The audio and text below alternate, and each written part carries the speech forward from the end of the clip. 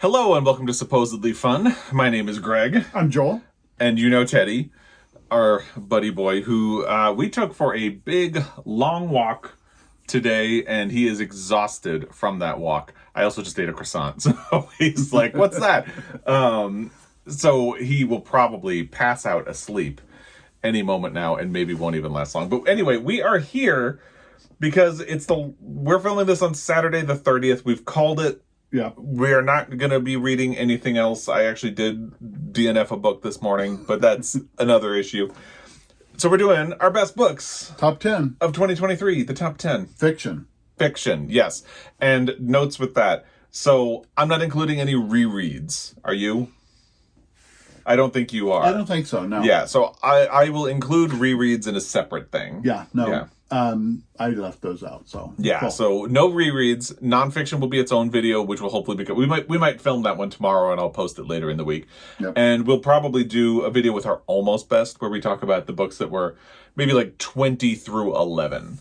Yeah. Something like that. A lot of books that I really enjoyed, but I just didn't put them up high enough, so. Yeah, it just didn't make the list. Yeah. So those will all be coming. Here we're just going to talk about our top 10s. It's exciting. This was a really competitive year. So I read like 102 books. You read 76 or 77? 79. 79. Look at me underestimating him. I went a little slower this year. I was a little overachiever last year, and it burned me out. Well, we also had a rough year. If you follow along, you know we had lost a dog in 2021. We had another dog, Jamie, who got sick in 2022, and then we eventually lost her in August. And then Teddy came on board in October. So it was a year. And if you want to look at my reading on Storygraph, which shows amazing stats, if you are not on Storygraph, my reading for the year starts here. Dips when Jamie was first diagnosed as being sick, and then it climbs back up and then dips again when we lost her, and then climbed back up when we got Teddy. So it was a roller coaster of a year. And really, just to say, it was extremely competitive to get into my top 10. I don't know if you had the same struggle. I did. I had a lot of things I really enjoyed, and I would love them up there, but I rate a lot of mine on how they hit me emotionally, not necessarily how they were written. And I always struggle with that, because it's always like a race for my top books. Like, well, if I think as a critic, it's this one, but if I think with my heart, it's this one. And I'm actually really glad, because some of the books that kind of narrowly missed mine or that didn't even make my top 20 are going to be in your list. Okay, so cool. I still get to talk about them, which is kind of fun for me. So I guess we never did compare our stats. Wonder how many books we both read. Probably a fair amount. I'd be willing to bet a fair amount. A bit. Yeah, that'd be fun to actually look at a stat. It's my best buddy. Stats. We love stats, and this is my best buddy reader. Yeah, it's fun. You're fun. You're fun. You're fun. So I think that's. Oh, and by the way, there will be affiliate links to all of these books in the description box down below. If you follow those, I get a little bit of credit on Bookshop. That's great. Otherwise, I'm wearing an independent bookstore t-shirt, but you can't see it because Teddy. So if you don't use the affiliate links, that's fine. Support your local independent bookstore. Go to your library. All of that fun stuff. You're wearing a fun baking shirt again. I'm wearing baking. On your marks, get set, bake. Fun. So let's bake and start our list. Do you want to go first or second? I'll jump in first so you can end this thing with a big one. Okay. My first one was number 10, Red, White, and Royal Blue by Casey McQuiston. McQuiston. Yes. There's an S in there. And I really enjoyed it. It was just silly and fun, and we did watch the movie, and the movie was good too. Yes. I thought the book had a couple of tricky plot points, and I thought the movie made them a little bit better, but I did miss a character that they did not include. Anyway, go. And it was a fun book for me. Basically, it's the President of the United States' son and the Queen's grandson. So it's very shades of Prince Harry without being Prince Harry. Yeah. Yes. And so the two boys get together, and like they're enemies. They don't like each other, but they like each other. Yeah, because they cause a scene at a wedding, and then for PR purposes, they have to appear to be friends, and sparks fly. I have to say, I think it would have been incredibly cool to film the scene. It's no spoiler. It's in the previews. The scene where the cake fell on both of them and they had to roll around in cake. And that's the beginning. So not a spoiler at all. No. Yeah. So. It's a fun book. Yeah. All right. We did that on a road trip, didn't we? Oh, we did, yeah. I don't remember where. Yeah, somewhere. But somewhere. We've been around a lot. It was probably Pullman. Yeah. But yeah, that was a fun book. It was. For sure. All so right, that's your number 10? All right, my number 10 surprised me. I've been messing with my list. By the way, I'm going to hand this to you for a second because I think Teddy wants down. Oh. I think he's just being too polite to really let me know. He's so tired. He's so tired. Yeah. Okay. So I have been fiddling with my list all week, and this was originally around like number 6 or number 5, and I ended up bumping it down lower. I love this book. It's Wandering Souls by Cecily Pinn. This was on the long list for the Women's Prize. Did not make the short list. I think it absolutely should have made the short list. It's a fantastic book. But as I fussed over the list, no book made me cry harder than Wandering Souls. Like you remember. Oh, yeah. You had to come down for a hug at the end. I did. So thank goodness he was home when I was finishing this book, because I was working here. And you were downstairs in your office, and I was like sobbing. I had to go downstairs. Like, I need a hug. So, like, that's how hard this book hit me. But it sounded really good, so I look forward to reading it. And I like the Phases of the Moon. And I didn't notice. When I first looked at this, I just saw Phases of the Moon, but Joel pointed out there are actually little faces in the phases of the moon, which is kind of fun. Yeah. So this is a story about refugee siblings who end up in London. The oldest sister has to give up a lot of her childhood in order to care for her siblings and try to raise them and care for them in the way that she thinks their parents would have appreciated. It resonated very powerfully with me because I have a sister who tried to care for my sister, and beautiful, beautiful, beautiful story. It is heartbreaking, but it's also wonderful, and it just goes to show how strong the year is that this is ending up in 10th place. It moved around a lot. Everything in my list moved around a lot, but it's a beautiful, wonderful book. Fun. So, what do you have for number 9? My next one is something that we did together, but I don't think it made your top 10. The Bandit Queen by Perini Shroff. Yes. And it was a really cool, fun book. It's strong women characters taking care of each other. Basically, a woman in the village. People think she killed her husband, so they all come to her to take care of their husbands. Yeah. Then it gets a little more unwinding a little bit more, and then towards the end, you kind of learn a lot of truths. And I thought it was kind of a really beautiful, fun book. Yes, it's a lot of fun, and that was also on the long list for the Women's Prize, and then did not make the short list. So, like, the long list for the Women's Prize has some hits on it. Although I love Demon Copperhead, which won. Demon Copperhead was my number 1 last year. Yeah, it's a great book. And it has no right to be as fun as it is, considering that it is about spousal abuse, systemic failures of the patriarchy, and murder. And it's so much fun. Yeah. The character, it's laugh out loud funny. Like, at the end of the book, it's very suspenseful, but I was also laughing. Yeah. And that's impressive. Also kind of blends in some religions, 2 religions that should not get along. Yeah. And the caste struggle in India. Yeah. So I thought it was a great book, bringing together different people, different religions, getting along. Subject matter a little hard, but they take care of each other. Yeah. Ultimately, it's about sisterhood. Yeah. And finding agency. Because one of the reasons the woman leans into the idea that she's a murderer is that people leave her alone. She's allowed to have her own business. She's allowed to run her own life without a husband to lord over her. So she lets people think she's a murderer because it gives her freedom that she should have anyway. Yeah. And it's a very intelligent book, but it's also very funny. Yeah. So it's also kind of based on true facts. There is a bandit queen out there who has her own story, so it's kind of fun. And it's referred to in the book. Yeah. All right. Yeah. Your turn. All right, my next one is one that I think we both have in common. Both. Whose Names Are Unknown by Sonora Babb. This is another one that was, until 2 minutes before we started this video, was actually in my top 5. And again, it really just goes to show how strong my favorite books of the year are, that I really love this book, and it's only showing up at number 9. So I talk about this a great deal in my Pulitzer Prize deep dive for The Grapes of Wrath, which I will link down below. Sonora Babb was a refugee from Oklahoma during the Dust Bowl, ended up in California, and was working with migrant farmers in camps. And she took notes. She was taking really good notes because she wanted to write this book. Right. She didn't know it, but her supervisor gave her notes to John Steinbeck, and it isn't really known how much or how little he used her notes to write The Grapes of Wrath, but it is an interesting counterpoint to The Grapes of Wrath. I mean, they say basically the same thing. They come to the same conclusions, but they are very different books. Yeah. Very different.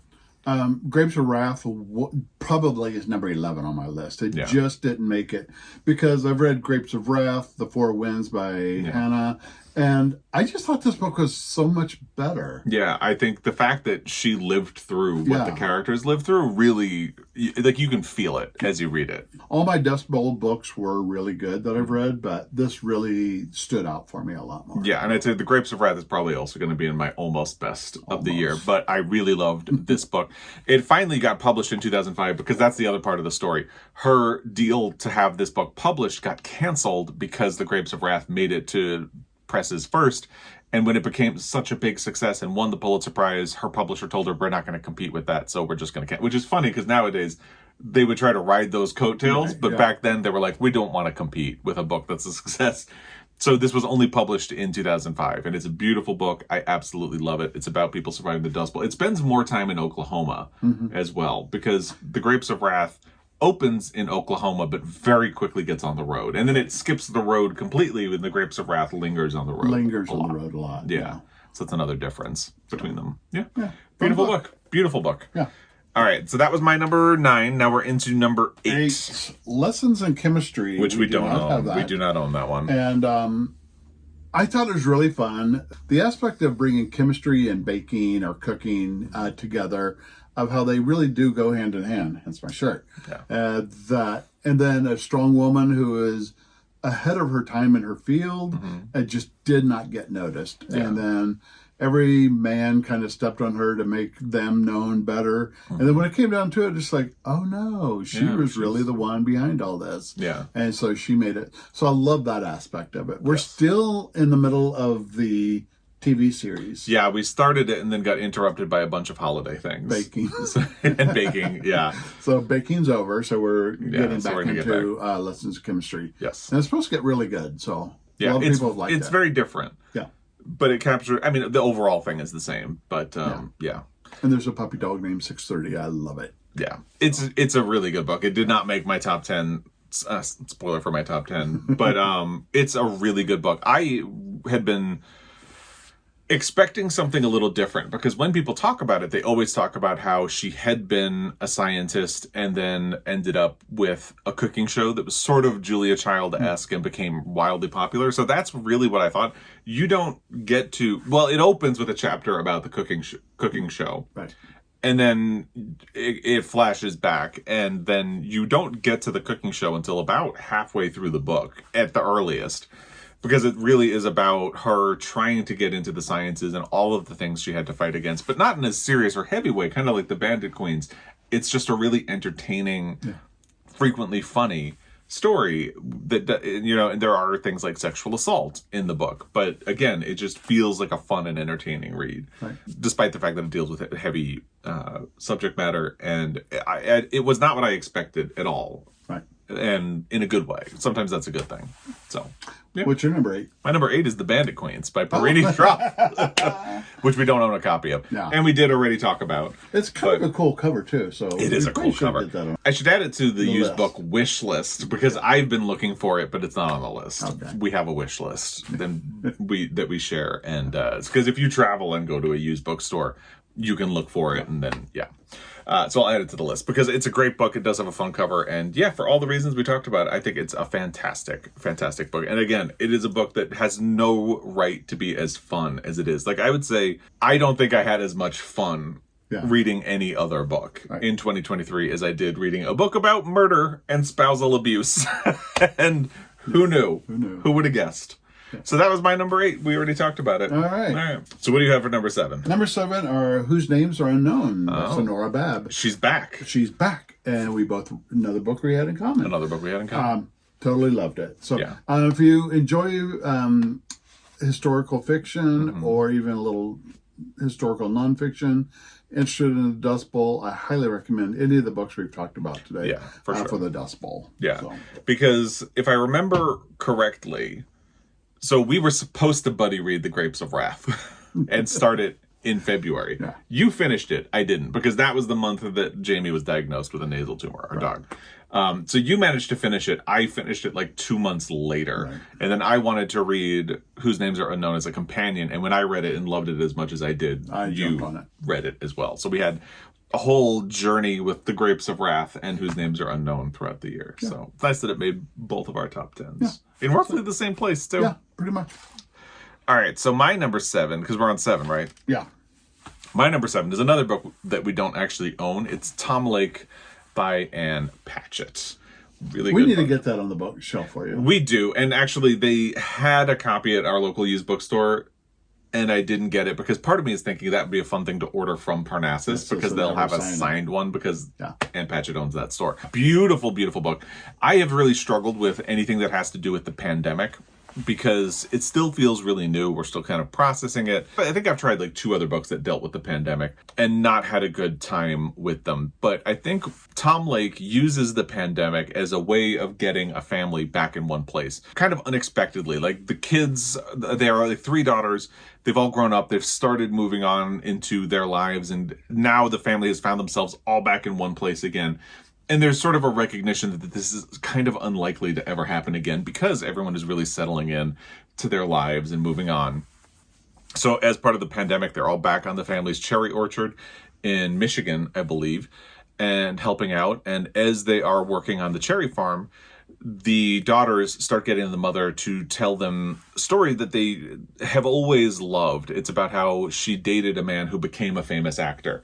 She has this strong connection to the play Our Town by Thornton Wilder, which inspired the book. She appeared in Our Town several times before giving up her career as an actress and settling down and becoming a wife and mother on this farm in Michigan. And her daughters never really understood how her life took that course. And the thing that makes the book so beautiful is that it's about how your life can take sort of unexpected choices, or the things that you find are important to you might not seem important to other people. Like they might not understand, like, well, I don't know how you got there, but how you got there is really beautiful and resonant to you. And I really appreciated that. Meryl Streep reads the audio and she's fantastic. Yeah. She's really fantastic at it. So I really liked Tom Lake, and I think it was not originally on my top 10. I've been keeping a top 10 and an almost best just so I can sort of track the books that were almost in my top 10 and think about them. And since I finished Tom Lake, it has really sat in my heart. It like settled in. And I think only over the last 2 weeks or so did I realize just like how much space it had taken up in there. It really has grown in my estimation since I've read it. I think it's a very powerful, empathetic. It's a quiet book. Not a whole lot of exciting things happen in it, but it's just very powerful and moving to me. So I loved it. It's going to be probably a book for me in January. Especially since Meryl reads the audio. Yes. And she's so good. She's so good. So that was my number 7. What do we have for number 6? Number 6, Arthur and Teddy Are Coming Out by Ryan Love. It's a debut novel for Ryan. Mm-hmm. And you can tell it's a debut novel, but it still is just really heartwarming. It's a cute book. It's a very cute book. A grandfather and a grandson are both coming out. Yeah. And even though they're coming out at the same time, they have very different outcomes. Yeah. And it's how they kind of help support them through the coming out and the different ways that it goes for them. And yeah, I just thought it was really a fun, beautiful book. Yeah. Teddy's the grandson, right? Teddy's the grandson. Arthur's the grandfather. So it did kind of remind me a little bit because Teddy is getting ready to come out. He's trying to figure out how to tell his family when his grandfather kind of drops a bomb on everybody and comes out first. So I have a gay father, and it did remind me a little bit because his grandfather coming out actually in some ways makes it harder for him to come out because he sees the way some people respond badly or negatively, and that did happen to me. So I appreciated it didn't make my top 10, but that is something that resonated very powerfully with me. I think the problem for me is that Teddy was a little too similar to me, and I and I kept getting annoyed with him. Yeah. So yeah. And I think Arthur comes out loud and proud and just busts through and gives no craps. Yeah. And I think there's a little bit of your dad too. Yeah, especially at the age he did. And Teddy's a lot more insecure, hasn't figured out what he wants to do, who he wants to be, and is worried about what people are going to think about him. So it is a beautiful book. There are the things that make it obvious it's a debut book, kept it out of my top 10, but it is a very cute book. Yeah. And I enjoyed it. A lot of fun. Has it been released in the US yet? I don't think It's so. a UK book, and I don't think it's been released yet. So. We ordered it from Queer Lit. Yeah. In Manchester, right? Which just opened a new store. Check them out on Instagram and or in a new location, a bigger location that has a coffee shop and everything. So supported an independent bookstore too. Exactly. So fun book. Yeah, it is. Just a quick note, Arthur and Teddy are coming out, will be released in the United States in paperback on February 27th, 2024. So you can still order it from the UK or you can pre-order it here in the United States. That was number 6, right? Yes. Okay. So we have 3 piles, a pile that's just for me, a pile that's for Joel, and a pile of shared books. And I think this is probably going to factor in for you. I'm guessing. I don't know. Only This Beautiful Moment by Abdi Nazemian. Really good book. And again, this really goes to the strength of the books on my top 10 that it's appearing at number 6. Because I really loved this book. Abdi Nazemian wrote Like a Love Story, which we read 2 years ago. Yes. And I had always thought I want to read another book by him. And earlier this year, when I looked to see what other books by him were available, I found out that this had just come out. And we immediately ordered a copy.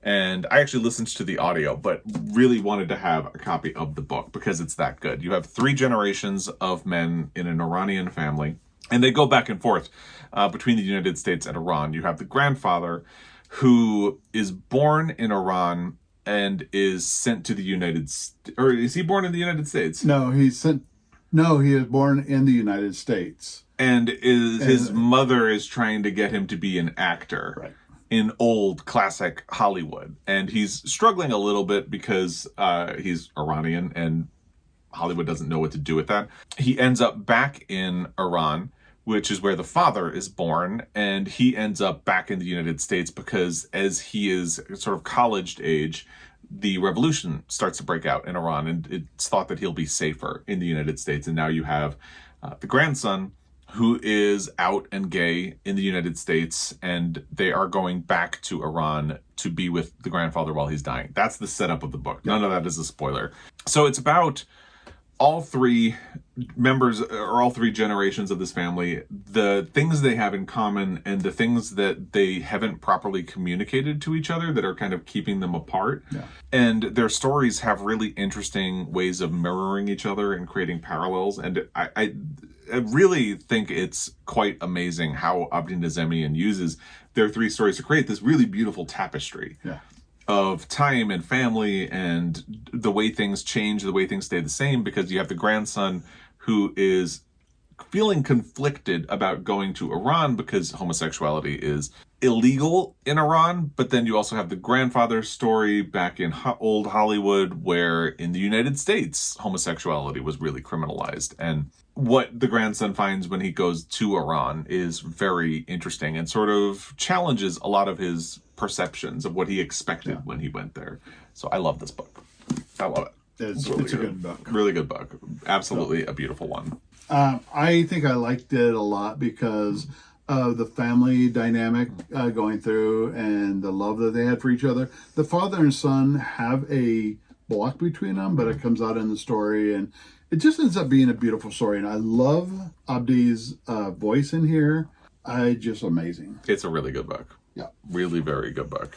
So where are we now? That was my number 6. So we are top 5 at this point. My next one was, which we don't have a copy of, is The Chandler Legacies by Abdi Nazemi, who did this book. After I read like a love story. I read this and loved both, and I had to dive into another.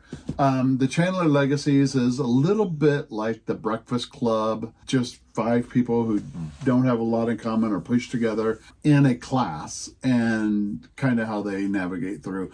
I thought it was really a beautiful story. All the characters were like super unique, and how they came together, where some didn't have a lot in common with each other, and it just came together really well, and I loved it a lot. So I really need to catch up to that one. Yeah. I'd like to at least try that one, because it is fun. Yeah, for sure. I think that's the next one that I will read. I know there were things about the book, like, were the trigger warnings that made it a little difficult for you to read, but you still loved it? Yeah, there are some trigger warnings in there for me, and it was really difficult to get through those, but it kind of helped me too. So no, that's good. And that's the power of literature right there.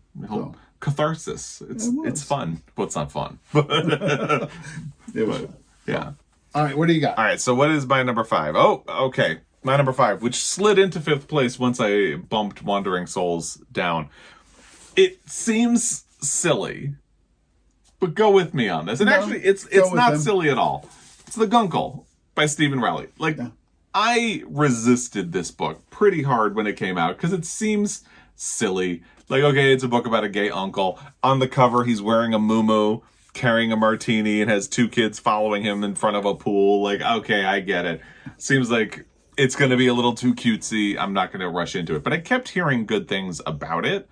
Eventually, I started thinking, yeah, maybe at some point. I'm not going to run out and read it. And then you read it last year. You're right. And loved it. It was in my top 10 last year. We'll link last year's top 10 down below, because you'll see when I had not read it and he had. So I read it this year. And, here's the thing.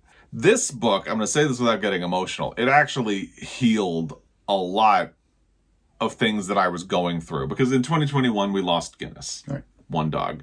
And then 2022, Jamie got sick. And at the time I read this, we hadn't lost her yet. But this is also a book that is very much about grief, because basically what has happened is you have the Guncle. He has lost his best friend, but his best friend had married his brother. She dies and leaves their 2 kids with the brother, but the brother, in his grief, had developed a dependence on her painkillers. Like, he started sneaking painkillers to help him try to deal with the fact that he was losing his wife. So he needs to go to rehab. And he asks the brother, instead of the sister, because there is a sister, and that causes some tension. He asks the brother if he would take the 2 kids, and he does. It's emotional. It's so good. It's so good. So basically, the 3 of them connect because the uncle is very seemingly self-absorbed, and he had been an actor on a TV show that sounds Friends-like, but it's not Friends. So he's in Palm Springs. He's isolated himself from the world, and what it comes out is that he is dealing with other grief that he has not properly dealt with, and the 3 of them just really help each other get back on course, and it's really beautiful, and it just fixed a lot of stuff that I was processing. And there's a Christmas tree in there too. And there is actually a Christmas tree in there. You got me looking on the cover like, where? No, there is. Oh yeah, there's a Christmas tree. Christmas tree in there. It's white on yellow, so I don't know if you can see it, but there is a Christmas tree there, and it is in the book. It's not it's a funny book. Yeah, but it's not a humorous book. It's very serious. Yeah, and I thought it was YA, and this is not YA. No. It's very serious on dependency, grief, loss, and healing. Yeah. And how they do it and they come together is absolutely beautiful. Yeah. Being a Palm Springs gay actor, he did not know what to do with 2 kids. Yeah. And he has to learn how to get into 2 kids. Yeah. So, but they end up with having this really beautiful connection. Like, you think you know what this book is going to be, and it is much more weighty than you would expect, and it's beautiful. And there's a sequel coming out this year, and I actually I did reach out to Putnam, who publishes this, and requested it. And I don't know if I told you this. Oh, They don't have advanced copies, but they put me on the list for a full copy of the book when it gets released. Holy shit. So I'm really excited about that. And thank you to Putnam for that. Yeah. But because I am really looking forward. I don't know how they're going to do it because this feels like a very contained story. It's called The Guncle Abroad. So I guess they go to Europe and the jury's out. We'll see how it is. But I'm really looking forward to it. Off. I think that'll be a lot of fun. So that's my number 5. I don't even feel guilty including this in my top 5 because if you're judging me for this being in my top 5, read the book. Yeah. Are they making a movie out of it? So there is a movie deal. I haven't heard anything about like a director attached to it. Just say who our dream cast. Well, only for the Guncle. Yeah, only one person. Has to be Michael Urie. Has to be Michael Urie. He would rock that role to no end. You know what's funny is I originally thought, oh no, he's too young. And then I realized I'm thinking about Michael Urie on Ugly Betty, which is a TV show that started airing almost 20 years ago. So he's actually not too young. Yeah. He'd be perfect for it. It would be amazing. He's actually a really fun actor, too. He is, yes. Not great, but he's a fun actor. We talk about this, he has a wheelhouse, and this is in it. This is in it. So, great book. Can't wait for the movie. Can't wait for the sequel. So I've mentioned, let me review my list so far. I don't think any book entertained me as much as The Bandit Queens, but I don't think any book hit me as hard emotionally as The Guncle did, which I just did not expect at all.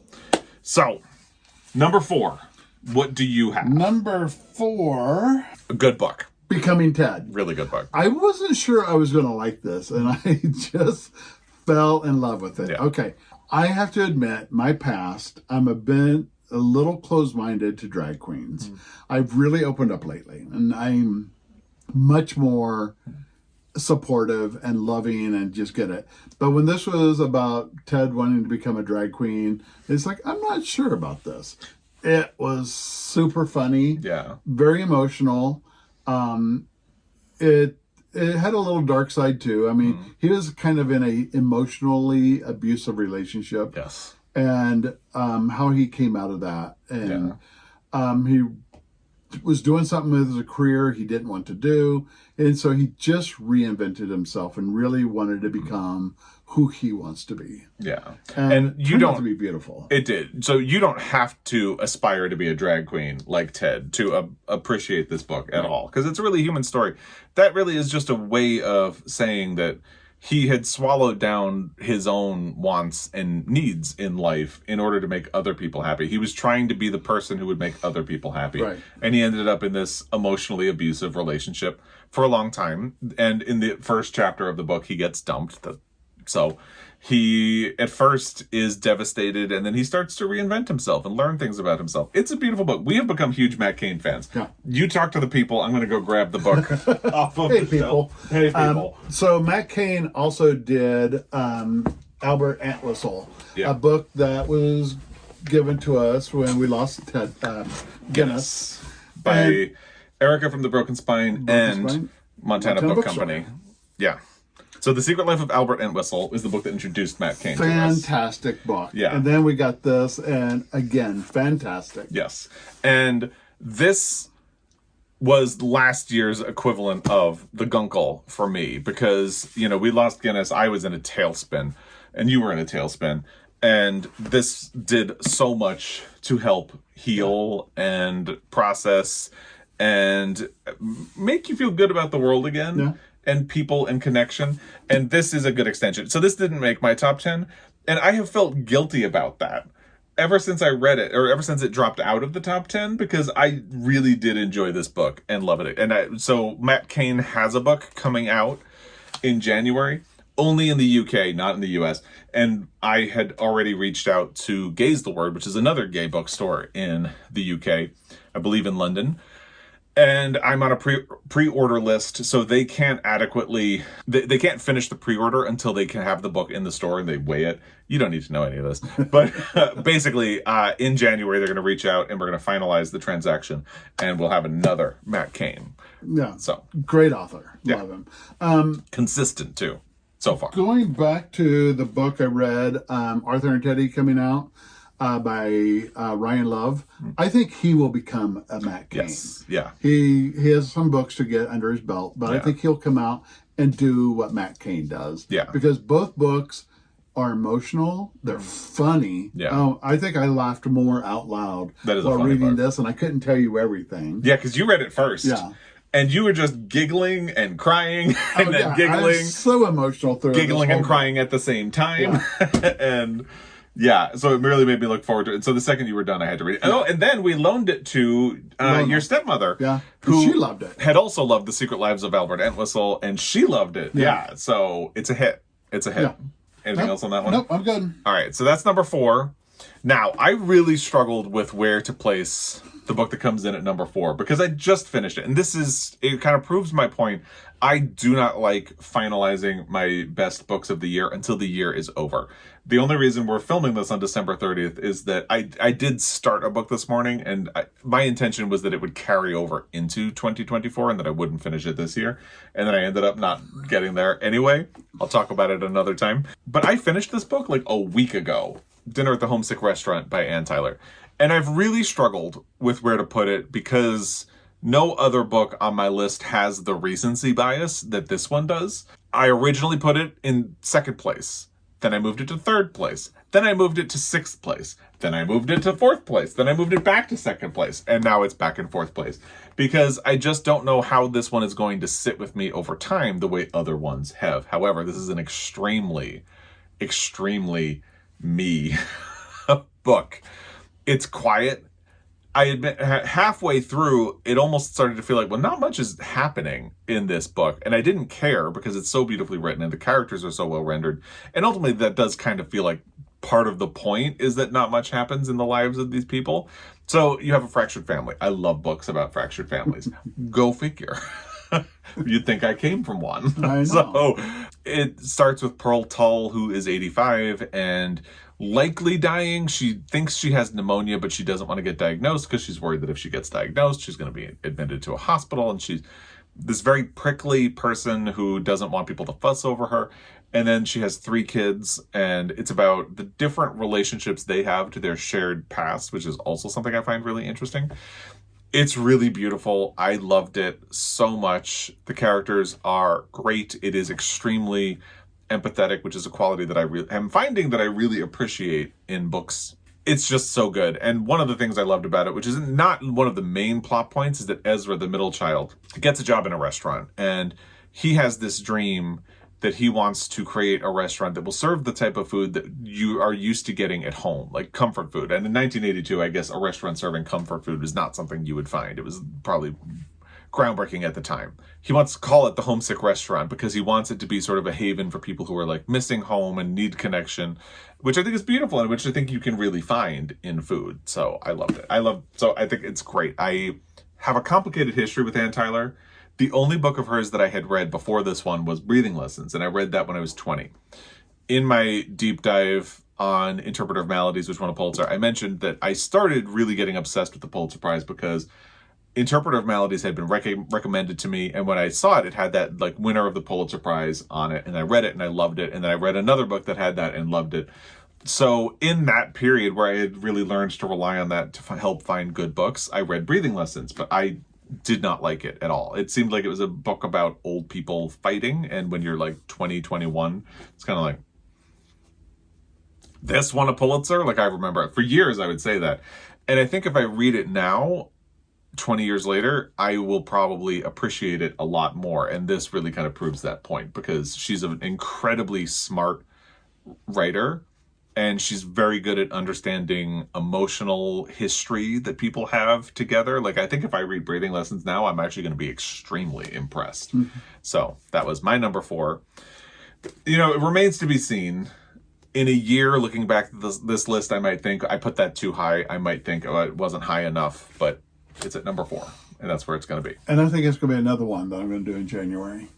Yeah, because I've been talking about it nonstop. So, and it sounds good. I mean, yeah. I think if I was to open up a restaurant, I would want to do that kind of food. Yeah. It's like, I don't want to do anything too fussy, but I think doing, like, right now, I'm making a recipe that my grandmother made when I was a kid. So the whole house smells like Yeah. grandma's. So I'm loving it. So I'm going to do that because I think I'd relate to it. Yeah, and I think one of the things I like about you is that that's how you think about food. You understand food as a form of love and care for people, which is a lovely thing. Yeah. We both did that at the same time.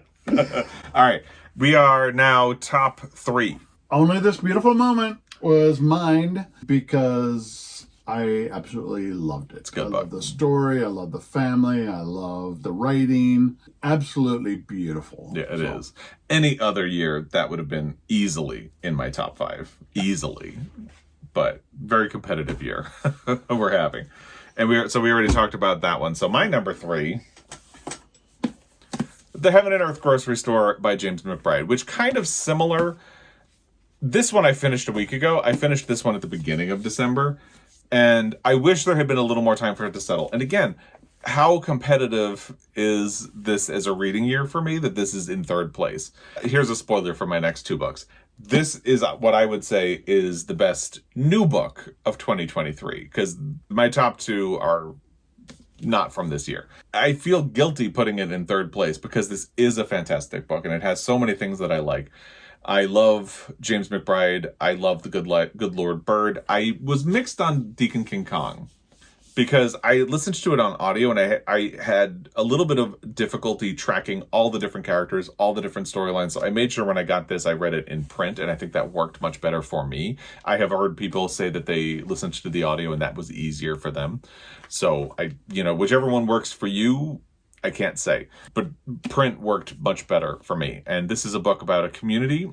Starts in the 1970s where construction on a well finds a skeleton, and then it flashes back to the 1920s or 30s in this town of Pottstown, Pennsylvania. And there's a neighborhood called, what is it? Chicken Hill? Chicken Hill. Yeah. I'm just Chicken Hill. Yeah. And that is where the minorities live. There are Black people, Jewish people, and they have all been pushed into this neighborhood. And they're sort of competing for resources. They see each other as others to a degree. A lot of the Jewish people have been moving out of the neighborhood as they have settled in and made money. It's about immigrants. There's an Italian population in there as well. And it's about them really finding a sense of community and working together, especially at the behest of a woman named Shona, who owns the Heaven and Earth grocery store. And she is extremely devoted and extremely protective of her community on the hill. Doesn't matter if you're Black, brown, whatever. She loves you and wants to care for you. And it's a beautiful book about that community and togetherness and the love. And it's really hard for me not to put that at number 1 because I love that message so much. I think it's beautiful. And as I said, I'm really discovering that I love books that are empathetic or that show empathy. Mm-hmm. And this is absolutely that. Like, this, to me, is a great spiritual companion to Demon Copperhead, which was my favorite book of last year. And that should show you how much I love this. I really hope James McBride wins the Pulitzer for this. I think he's overdue. He should have won for The Good Lord Bird. I really thought he was going to win for Deacon King Kong, and then he didn't. I haven't read Northwoods, so jury's out on that one. But I loved this book. I thought it was really, really great. It did not make my top 10, but I really enjoyed it as well. Yeah, you listened to it on audio, and you did sort of have some of the trouble that I had with Deacon King Kong. Because with all the characters, there's a lot of characters to keep track of, so it's tough. Yeah, but it's a beautiful book. Really beautiful, and I love it. Yeah. All right, ready for top 2? All right, so number 2 for me was The Christmas Orphan Club by Becca Freeman. And again, a book you just finished. I just finished. Great holiday season book 2. This was a gift from Marsha Johansson. I don't know, she really did a great job picking this because it really resonated with me a lot because I used to do a Thanksgiving for wayward boys in Seattle. So anybody who did not have a home, they came to my home for Thanksgiving dinner. Well, this is about 2 people in college that really couldn't go home or didn't go home, and they become best friends and enjoy Christmas together. Every Christmas, they kind of bring a new person into the fold. There's like 4 of them total towards the end that they all celebrate Christmas and they do a lot with each other. They're all best friends, but Christmas time is their time and they do what they want to do. By the 10th Christmas that they celebrate all together, things start to fracture this little chosen family. So I thought it was really beautiful. I mean, I love Accepting Others. I love Chosen Families. Just, you would love this. You would. Just anything that really brings people together as a family, but they're not blood, because blood does not make a family. Nope, but not always. No, not always. So Not always. I loved it. So thank you, Marsha Johansson. I appreciate this. Yes, and that is probably going to be one of my transition books into 2024 because I think it'll be a lot of fun transitioning out of the holidays as well, although the holidays will continue to be in our hearts. Yes. So. All right. Will you hand me... This one? Yeah. Pretty cool. My number 2. I finally have a copy of it. It's Fanny Herself by Edna Ferber, and let me just preface this by saying, if you live in the UK, I know that's a hilarious title. I can't do anything about it. Again, I really struggled with where to put this. I moved Heaven and Earth Grocery Store into second place a bunch, and then kept moving it back and forth. And the thing that made me put this in second place and not the Heaven and Earth Grocery Store is that I'm really impressed that this was published in 1917.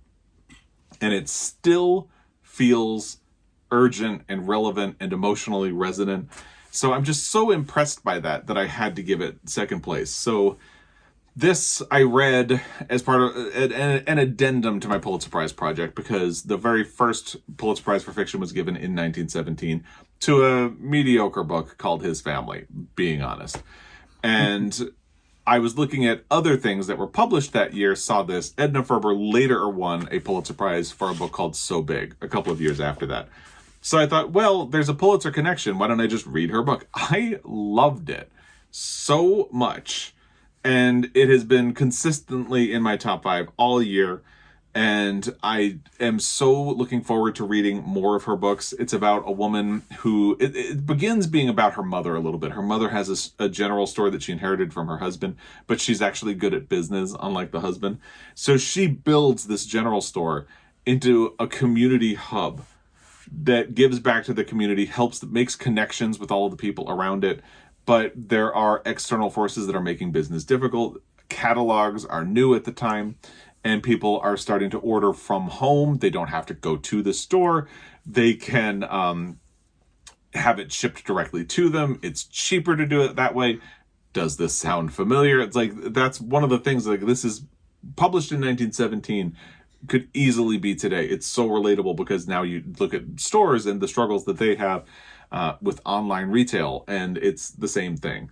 So Fanny ends up going out into the world and trying to discover, she kind of loses her way a little bit in this sort of capitalistic society, and ultimately kind of finds herself. And it's beautiful and it's funny, and I loved it. And I can't wait to read more of Edna Ferber. So that is my number 2. And you've talked about this a lot through the years. I read that book always up there for you. So. Early in 2023. I think I even read it in January. Like, that has been staying in my top 5. That is staying power right there. All right. So, are we ready for number 1?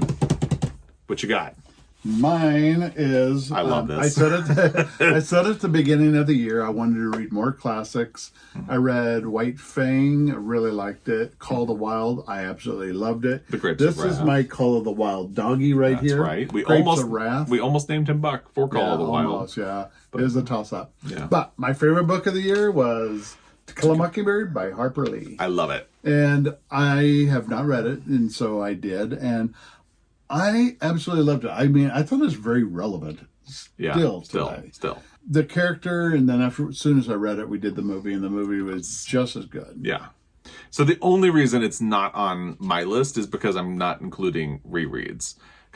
And that's why I don't. Because if I was including rereads, like, of course, To Kill a Mockingbird is one of my favorite books of all time. Like, it would probably be in the same place. It's such a good book. I loved it. It was also read by Sissy Spacek, and was...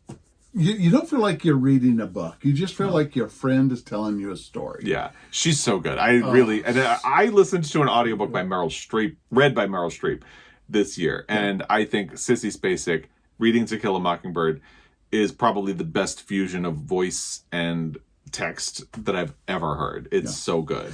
And I don't think she tried hard to make the voices real different, but it was just enough you know where you were at, and she did an amazing job. Yeah, and To Kill a Mockingbird is a book, every time I read it, something else stands out to me, and I think because I was doing it on audio and because Sissy Spacek is so good at it, what really stood out to me this time is just how beautifully the book flows. It's really well written, well told. It's good.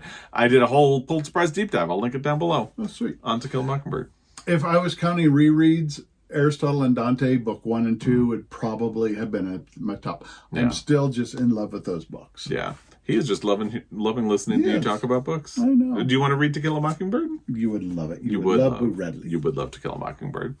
All right, and my number one, right there, it had to be The Love Songs of W.E.B. Du Bois by Honoré Fanon Jeffers. I think, and this is where we talked in the beginning, if I were voting with my heart, Fanny Herself and Heaven and Earth Grocery Store would have been extremely competitive for number one because they resonated really deeply. However, this is a triumph of literature, and I can't put anything else in number one.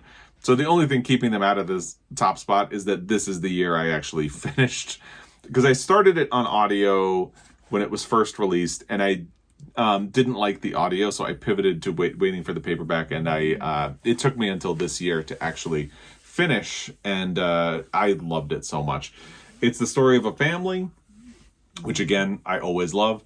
It is places the family in history, and it's about the ways the generational structures have shaped this family, how they live, where they live, and who they are in the present, which also means it really gets into the legacies of slavery. It is also a very feminist book because the main character that you follow in this family is a woman named Pearl. You follow her from 5 all the way to, I think, almost 30. And the real triumph of this novel is that you can see the entire evolution of that person from like 5 years old to being almost 30, and it still feels like the same person.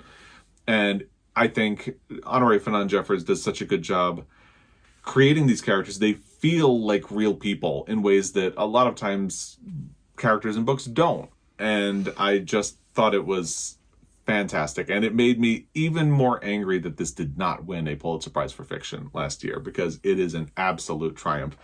And I will also add, a Black woman has not won a Pulitzer Prize for Fiction since Toni Morrison won for Beloved in 1988. And it should have, well, honestly, it should have happened with Jesmyn Ward. Yeah.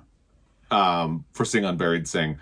But Honoré Fanon Jeffers deserved it. It would have been a fantastic. So it had to be my number one. It had to be my number one. So. Sweet. There we go. Yeah. That's 2023.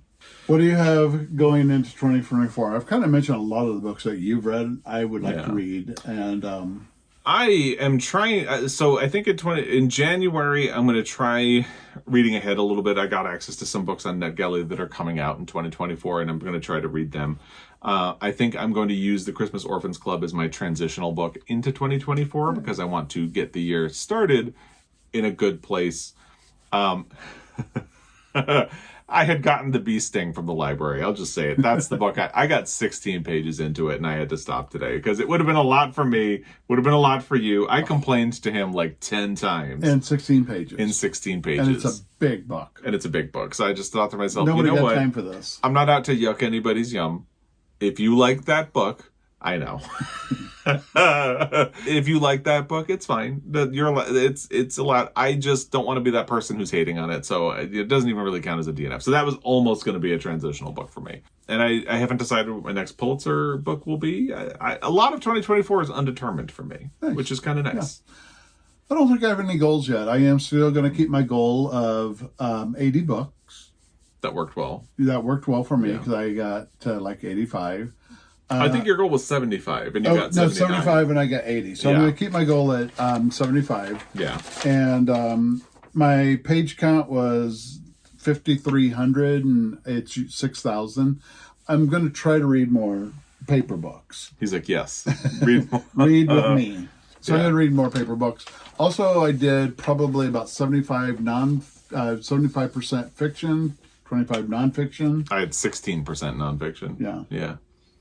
So I'm very happy with my little spreadsheet here that I keep everything on. So He loves the spreadsheet. I'm going to keep that going. So So Yeah. that's 2023. Yeah. We'll see what 2024 brings. Yeah. I hope everybody out there has a great 2024. Yes. Happy New Year. Happy New Year. And read something good and tell us what you're reading and what your favorite book of the year was. Yes, we love hearing what's good. Tell us what's good. Tell us what to avoid too. Save us some time. Yeah. But exactly. Anyway, as always, we really appreciate your time. Stay tuned for Best Nonfiction, the Almost Best. I'll talk about a little bit about worst books in a Friday Reads video. Stay tuned for that as well. So it's all coming. But as always, we really appreciate your time, and we will be back. Until next time, happy reading.